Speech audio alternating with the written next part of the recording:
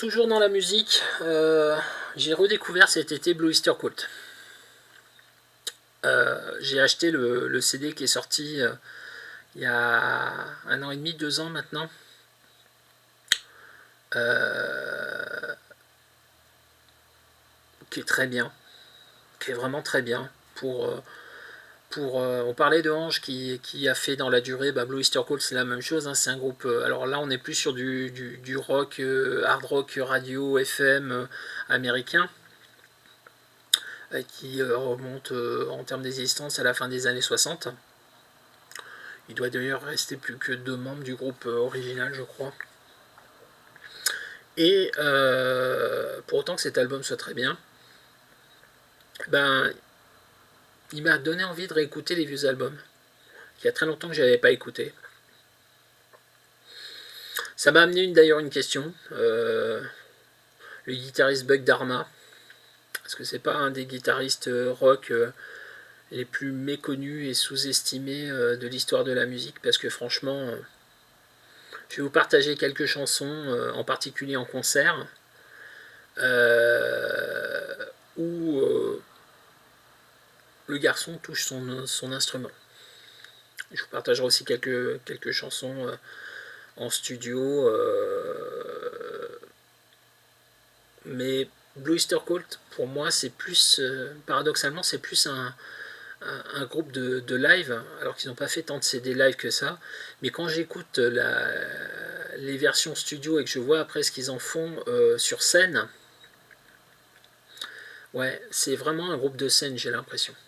Alors on va vous partager quelques chansons comme ça de Blue Oyster Cult pour vous donner envie d'apprécier d'apprécier ce groupe, ce guitariste Buck Dharma, et puis tous les autres membres d'ailleurs, parce que tout est très bon dans ce groupe-là. Je vais vous partager bien évidemment pour commencer Don't Fear the Reaper, la chanson la plus connue qu'on a pu voir dans la mini-série Le Fléau à la télé, qu'on a pu voir dans une version acoustique par un autre groupe dans le premier Scream.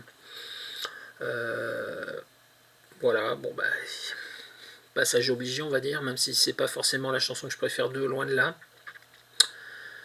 Je vais vous partager la version live de The Subhuman, qui date de 74-75, a tourné On Your Feet or On Your Knees.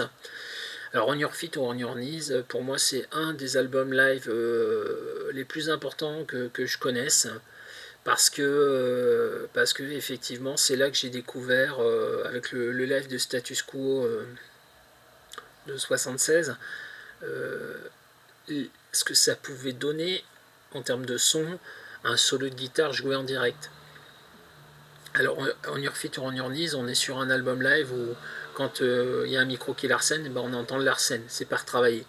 C'est du brut de décoffrage. Donc si vraiment il y a, si vous voulez vraiment vous plonger dans la musique des années 70, style rock, avec toutes ses qualités et tous ses défauts, ouais, On Your Feet or On Your Knees, c'est, vous avez 80 minutes où vous plongez vraiment dans de la musique d'époque, quoi. Et ce qui est intéressant, c'est d'aller voir la version studio et d'écouter la version live après. Donc je vous partagerai sûrement les deux versions, la version studio et la version live de The Subhuman.